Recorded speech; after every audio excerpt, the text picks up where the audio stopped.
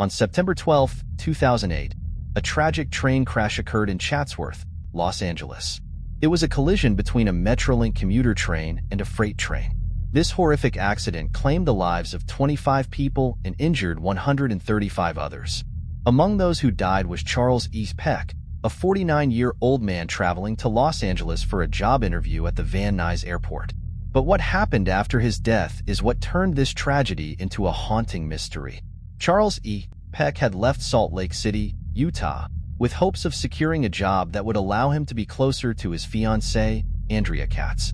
The two were excited about starting a new chapter in their lives, but fate had a different plan. The crash was brutal, and rescue operations began immediately.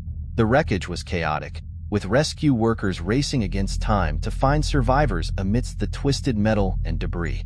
In the midst of this chaos, Peck's family began receiving phone calls from his cell phone. It started shortly after the crash and continued for the next 11 hours. His fiancée, his stepmother, his brother, his sister, and his son each received multiple calls. In total, there were around 35 calls made from Peck's phone. Every time someone answered, they heard only static. When they tried to call back, the calls went straight to voicemail. These calls gave Peck's family hope. They clung to the belief that Charles was still alive, trapped somewhere in the wreckage, trying to reach out for help. The rescue team intensified their efforts, focusing on the areas where they believed the calls were coming from. It was a race against time, driven by the desperate belief that they could still save him. As the hours ticked by, the calls continued. The eerie static that met the family members' ears each time they answered did nothing to lessen their hope. In fact, it fueled their determination to believe that Charles was somehow managing to stay alive and was fighting to communicate. The emotional roller coaster was intense, with hope and despair battling within the hearts of his loved ones. Finally, after 12 hours, the rescue team located Charles E. Peck's body. The coroner determined that he had died on impact. The realization hit hard. Charles could not have made those calls. He had been dead the entire time. The phone, which had been the beacon of hope for the family, was never found. It had either been lost in the wreckage or stolen during the chaos. This left a chilling question. Who or what made those calls? The calls stopped once Peck's body was found, adding to the mystery. Theories abound, ranging from technical glitches to paranormal phenomena. Some believe it was a last act of love, a spiritual attempt by Charles to comfort his family and guide the rescuers to his location. Others argue that it might have been a series of inexplicable technical errors. Whatever the explanation, the calls from Charles E. Peck's phone remain one of the most disturbing and mysterious events to follow a tragedy. For his family, the experience was both a source of comfort and deep sorrow. The hope that they might find him alive was shattered by the harsh reality of his death. In the end, the story of Charles E. Peck's calls is a haunting reminder of how intertwined our lives are with the technology we use daily. It's a tale that continues to baffle and intrigue, a story that leaves us with more questions than answers, and a chilling example of how, sometimes, the dead may reach out to touch the living in the most unexpected ways. Dean Koontz was a successful author, well known for his gripping and thrilling novels. One day, while working in his office, he received a phone call that would haunt him for the rest of his life. It was a seemingly ordinary day, with Koontz immersed in his latest work. The phone rang, cutting through the quiet of his office. He answered, expecting a routine call, but what he heard on the other end was anything but ordinary. The voice was faint, almost ethereal. It was a woman's voice, and it spoke only 2 words, "Be careful." Koontz was puzzled. His number was unlisted, and it was highly unusual for someone to reach him this way. He asked who was speaking, but the voice repeated the warning, "Be careful." It was as if the voice was trying to break through from another realm. Its urgency clear despite its faintness. The voice repeated the warning 3 more times before the call abruptly ended. As Koontz sat there, the voice echoed in his mind. There was something hauntingly familiar about it. Then it hit him. The voice sounded like his mother's. His mother had passed away years ago, but there was no mistaking the similarity. The realization sent a chill down his spine. Could it have been a message from beyond the grave? 2 days later, Koontz was visiting his father at the facility where he lived. His father, who had a history of mental health issues, had recently bought a fishing knife and honed the blade to a razor-sharp edge. As Koontz entered the room, his father suddenly lunged at him with the knife. The attack was unexpected and violent. Koontz barely managed to dodge the initial thrust and wrestled the knife away from his father. The struggle spilled into the hallway, where several onlookers saw the commotion and called the police. When the officers arrived, they found Koontz holding the knife, his father lying on the floor, subdued but unharmed. "Drop the knife," the officers commanded. Koontz tried to explain that he was not the threat, but the situation was tense, and he knew they might shoot if he didn't comply immediately. The warning from the mysterious phone call flashed in his mind. "Be careful." He dropped the knife and raised his hands, defusing the immediate danger. The police quickly apprehended his father and assessed the situation. It became clear that Koontz had acted in self-defense and had saved both his and his father's lives by preventing a potential tragedy. The incident left Koontz deeply shaken. The call had come just in time to save his life, warning him of a danger he couldn't have foreseen. The fact that the voice resembled his mother's added a layer of mystery and emotional weight to the experience. It was as if she had reached out from beyond the grave to protect her son one last time. Koontz couldn't shake the feeling that the call was a supernatural intervention. He pondered the possibilities, but there were no clear answers. Was it a glitch, a coincidence, or truly a message from the afterlife? In the days that followed, Koontz reflected on the event and the warning that had saved his life. It changed his perspective, deepening his appreciation for the mysteries of life and the thin veil between this world and whatever lies beyond. He couldn't prove what he believed, but he felt a deep sense of gratitude for the warning that had come when he needed it most. This haunting experience stayed with him, influencing his writing and his outlook on life. It was a story he shared with close friends and family, a chilling reminder of the unexpected ways in which the supernatural can touch our lives. And before moving forward, make sure to click on the subscribe button for more of these kinds of videos, or if not, then maybe you will face similar these. The Lancashire man's life was turned upside down after his wife passed away. She had been his rock, his constant companion, and losing her left an unbearable void. Grieving and lonely, he tried to keep himself occupied, but the nights were the hardest. That's when the first strange thing happened. One evening, his phone rang, displaying his own number. Confused, he answered, only to be met with silence. Then, a familiar scent filled the air. It was his wife's perfume, the one she always wore. The memory of her was so vivid that he could almost feel her presence. He dismissed it as his mind playing tricks, a coping mechanism to deal with the loss. But the strange occurrences didn't stop there. He started receiving text messages from an unlisted number. The messages were short, often just a few words, but they were unmistakably in his wife's tone and style. She had a unique way of phrasing things, and these texts mirrored that perfectly. "Don't forget to water the plants," one message said. Another read, "Take your medicine on time." At first, he thought it was someone's idea of a cruel joke. He tried to trace the number but found nothing. There was no record of the messages, no way to track their origin. It was as if they were coming from nowhere. He considered changing his number, but a part of him found comfort in these messages. It was as if his wife was still looking out for him, guiding him through his grief. Then, one night, he received a call from his own number again. This time, the call connected, and he heard her voice. It was faint, almost like a whisper through a tunnel, but it was her. "I'm here," she said. "I'm always with you." The call lasted only a few seconds before it disconnected. He was left holding the phone, shaking, tears streaming down his face. It felt so real, yet he knew it couldn't be. He started to notice other signs. The lights in their bedroom would flicker at the same time every night, the time she used to come to bed. He would find objects moved, things only she would touch, like her favorite book being left open on her side of the bed. It was as if she was trying to communicate with him, to let him know she hadn't left him entirely. He confided in a close friend, who suggested it might be his mind's way of coping with the loss. But he knew it was more than that. The details were too precise, too personal to be mere coincidences. He decided to document everything, keeping a journal of every call, every message, every strange occurrence. One evening, while reading through his journal, he received another text. This one was different. "I miss you," it read. It was followed by another, "Remember our song?" He rushed to find the CD with their favorite song, the one they danced to at their wedding. As the music played, the room seemed to fill with her presence. He could almost see her, twirling around the room, smiling at him. It was a moment of pure, heartbreaking beauty.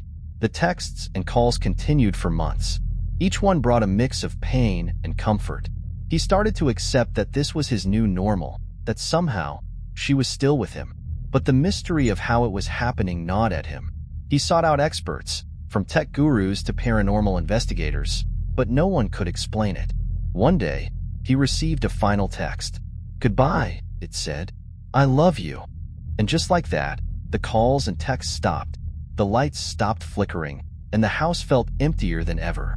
It was as if she had completed her mission, whatever it was, and had finally moved on. He was left with a sense of profound loss, but also a strange peace. He knew she was gone, but the experience had given him something he couldn't explain, a sense of closure. Years later, he would tell his story, never fully understanding what had happened.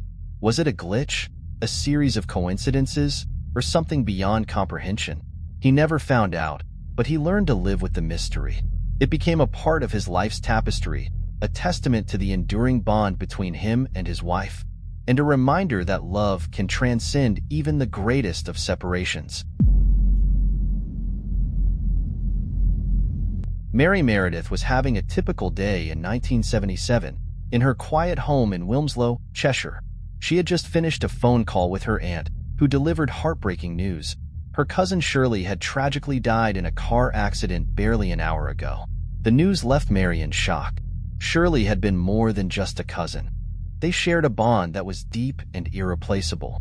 Mary spent the next few moments in a daze, grappling with the sudden loss. Just as she was trying to process the news, the phone rang again. This time, it was a call that would haunt her forever. She picked up the receiver, and to her astonishment, she heard Shirley's voice. The connection was poor, filled with static, but it was unmistakably Shirley. Her voice, though faint and distant, carried the same familiar tone and warmth. Mary shuddered as she listened. She couldn't believe what she was hearing. Shirley, who was supposed to be dead, was on the other end of the line. "Mary, it's me," Shirley said, her voice breaking through the static. The line was crackling, making it hard to hear, but the message was clear. Mary was frozen, unable to respond, her mind racing with confusion and fear. How could this be possible? She had just been told that Shirley was dead. Was this some kind of cruel joke? Or was there a deeper, more sinister explanation? Before Mary could ask any questions, the line went dead. The call was over as abruptly as it had begun. She was left standing there, holding the phone, her heart pounding in her chest. The room seemed to close in around her, the silence deafening after the brief, eerie conversation. She tried to rationalize what had happened, but no explanation seemed to fit. The call felt too real to be a prank, too detailed to be a figment of her imagination. Mary spent the next few days in a state of heightened anxiety. She couldn't shake the feeling that Shirley was trying to reach out to her, to send a message from beyond the grave. She kept replaying the call in her mind, trying to make sense of it. Each time, she returned to the same unsettling conclusion. Somehow, Shirley had made contact. In the following weeks, strange things began to happen around Mary's home. Objects would move on their own, and she would hear faint whispers in the dead of night. Once, she found Shirley's favorite book on her bedside table, though she hadn't placed it there. The air in the house seemed charged with an invisible energy, as if the boundary between the living and the dead had been blurred. Mary decided to reach out to a local medium, hoping to find answers. The medium, an elderly woman with years of experience, listened to Mary's story with a knowing look. She explained that sometimes, when someone dies suddenly and tragically, their spirit might not move on right away. They might linger, trying to communicate with loved ones to find closure or deliver a final message. The medium offered to conduct a seance to help Mary contact Shirley's spirit. Desperate for answers, Mary agreed. On the night of the seance, The medium set up a small table with candles and a photograph of Shirley. They joined hands, and the medium began to chant softly, calling out to Shirley's spirit. The room grew cold, and the candles flickered as if a breeze had passed through. Suddenly, the medium's voice changed, taking on a tone that was eerily familiar to Mary. "Mary, it's me," the medium said, mimicking Shirley's voice. "I'm here." Mary's heart skipped a beat. She asked the questions that had been haunting her. "Why did you call me? What do you need to tell me?" Through the medium, Shirley's spirit conveyed that she had called to say goodbye, to let Mary know that she was at peace. She reassured Mary that she was in a better place, free from pain. The message was simple but profound, offering Mary the closure she so desperately needed. As the seance ended, the room slowly returned to normal. The candles burned steadily, and the air warmed up. Mary felt a sense of peace wash over her. A weight lifted from her shoulders. She knew that Shirley was truly gone, but the connection they had shared would always remain. In the days that followed, the strange occurrences in Mary's home ceased. The whispers stopped, and the objects stayed in place. It was as if Shirley's spirit had found peace, leaving Mary with a sense of closure and comfort. The mysterious call had been a bridge between two worlds, a final farewell from a beloved cousin. Mary never forgot that call, or the events that followed. It remained a poignant reminder of the thin veil between life and death, and the enduring bond of love that even death cannot sever.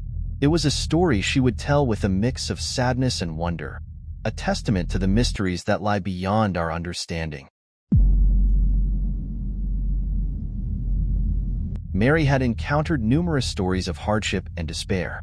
It was her role to assist those in need, ensuring they had the necessary support to get through tough times. One day, she was processing emergency expenses and had just issued a check for $100 to a client, a woman struggling to pay her utility bills. It was a routine task for Mary, one she performed daily without much thought. Little did she know, this particular client would soon change her life forever. After issuing the check, Mary was about to close the file when her phone rang. She answered it, and to her surprise, it was the woman she had just helped. The voice on the other end was faint and distracted, but the message was clear. "I won't be needing that $100 after all," the woman said. Confused but busy, Mary made a note of the call and moved on with her work. Later that evening, while relaxing at home, Mary was casually flipping through the newspaper when she came across the obituary section. Her eyes widened in shock as she saw the name of the woman she had spoken to earlier. According to the obituary, the woman had died the day before Mary had issued the check. The realization hit her like a ton of bricks. How could she have spoken to a dead person? Mary's mind raced with questions. She double-checked the date of the obituary and confirmed that the woman had indeed passed away before the call was made. She felt a chill run down her spine. It was as if the dead woman had reached out to communicate from beyond the grave. The unsettling nature of the call left Mary deeply disturbed. Over the next few days, Mary couldn't shake the eerie feeling. She replayed the call in her mind, trying to find a rational explanation. Maybe it was a prank, or perhaps a clerical error in the obituary.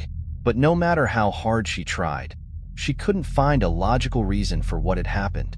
Mary decided to confide in her close friend, Lisa, who was also a social worker. Lisa listened intently, her face growing more serious with each detail Mary shared. "You know, sometimes the dead have unfinished business," Lisa said cautiously. "Maybe she needed to tell you something important." The thought was both comforting and terrifying. Mary pondered the possibility that the woman's spirit was reaching out to her. She recalled reading about similar incidents where the dead communicated through phones or other electronic devices, but she had always dismissed them as fanciful stories. One night, as she sat alone in her living room, Mary received another call. The caller ID displayed the same number as before. Her heart pounded in her chest as she answered the phone. This time, there was no voice, only a faint static. She could almost feel a presence on the other end, as if someone was trying to reach out to her. The static grew louder, then abruptly stopped, and the line went dead. Mary was now convinced that the woman was trying to communicate something significant. She decided to visit the woman's home to see if she could uncover any clues. The house was modest, reflecting the financial struggles the woman had faced. As Mary spoke with the woman's family, she learned that the woman had been deeply concerned about her financial situation, often worrying about leaving her family in debt. The family also mentioned that the woman had a peculiar habit of leaving notes hidden around the house, little messages of love and instructions for her loved ones. Intrigued, Mary asked if she could see these notes. The family obliged, and together they searched the house, finding several notes tucked away in books and drawers. One note stood out to Mary. It was placed inside a Bible, a simple message written in shaky handwriting. "Money is useless here. Focus on what truly matters." The words sent a shiver down Mary's spine. It was as if the woman had known she would be reaching out from beyond the grave, imparting a final piece of wisdom. Mary felt a sense of closure wash over her. The mysterious phone call, the obituary, and the note all seemed to align, as if the woman had orchestrated a final message from the other side. It was a lesson about the fleeting nature of material wealth and the enduring importance of love and connection. Returning to her life, Mary felt changed. She shared her experience with her colleagues, who were equally fascinated and spooked. The story spread, becoming a topic of hushed conversations and curious inquiries. While some remained skeptical, others saw it as a profound reminder of the mysteries that lie beyond our understanding. Mary never forgot the woman or the message she received.